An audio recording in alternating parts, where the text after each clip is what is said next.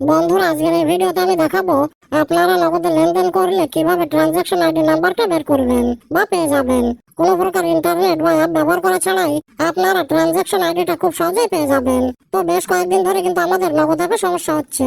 আমরা অনেকেই কিন্তু নগদ অ্যাপে লগ ইন করতে পারছি না, যার কারণে আমাদের একটু সমস্যায় ভুগতে হচ্ছে।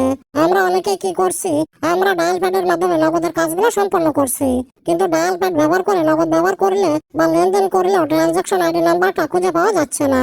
তাই আজকের এই ভিডিওতে আমি দেখাবো আপনারা নগদে লেনদেন করলে কিভাবে ট্রানজাকশন আইডি নাম্বারটা পেতে পারেন।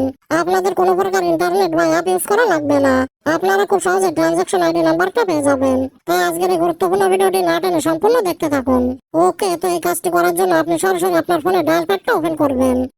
ডায়াল প্যাডে আসার পর এখানে টাইপ করবেন *167#। এটা টাইপ করার পর আপনার যে সিম থেকে নগদ অ্যাকাউন্টটা খোলা রয়েছে সেই সিম থেকে ডায়াল করে দেবেন। ডায়াল করার পর একটু ওয়েট করবেন। ওয়েট করার পর আপনাকে এমন একটি ইন্টারফেসে নিয়ে আসবে। তো এখানে আপনি অনেকগুলো অপশন দেখতে পাবেন। তো এই অপশনগুলোর ভিতরে লক্ষ্য করলে আপনি দেখতে পাবেন মাই নগদ নামে একটা অপশন দেওয়া রয়েছে। এই যে 7 নম্বরে কিন্তু মাই নগদ অপশনটা দেওয়া রয়েছে। তো আপনি এই বক্সে 7 টাইপ করে সেন্ড বাটনে প্রেস করবেন। সেন্ড বাটনে প্রেস করার পর একটু ওয়েট করবেন। ওয়েট করার পরে পরবর্তী পেজে আপনাকে নিয়ে আসবে। তো এই পেজেও আপনি অনেকগুলো অপশন দেখতে পাবেন।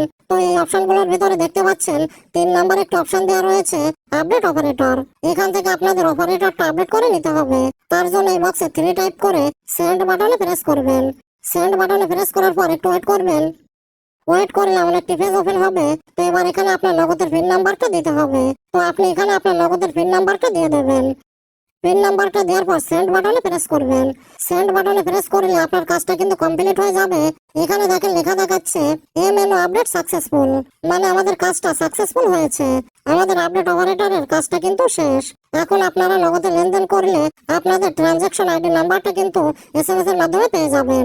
তাছাড়া ক্যাশ আউট, ক্যাশ ইন যে কোনো লেনদেনের SMS পেয়ে যাবেন আপনাদের ফোনের মেসেজ অপশনে।